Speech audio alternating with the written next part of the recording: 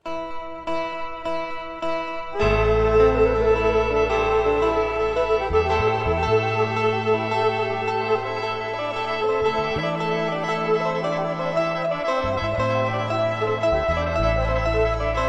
ีตการเพิ่นสอนไว้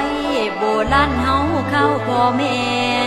ธรรมะเกิดจากธรรมชาติแท้ๆมีมาแล้วตั้งแต่โดน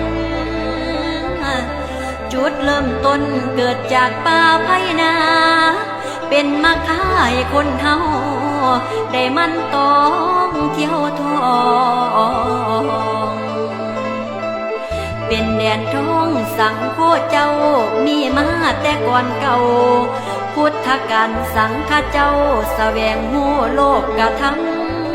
ำหลายปีลำคำล่วงนั้นเฮิงท่านเกิงพุทธการมาเถิงหมู่เฮาสมัยนี้ชินนาสีพระยืนเจ้ามิ่งมงคลของไทยเฮาสิคุณคำน้ำนอมเหนียวกุศลบุญบังเกิดเกี่ยวสิ่งประเสริฐเลิศล้ำนิพพานพูนบนเสวง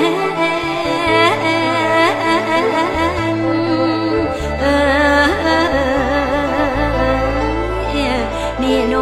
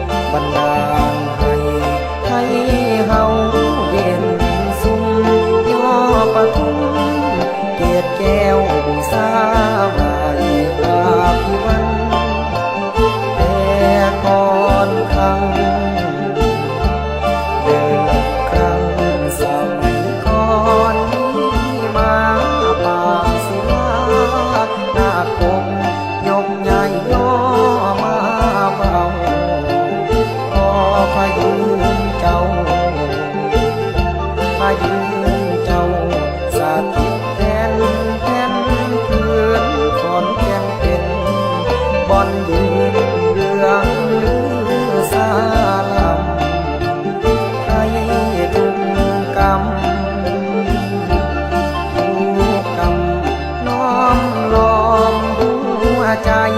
พา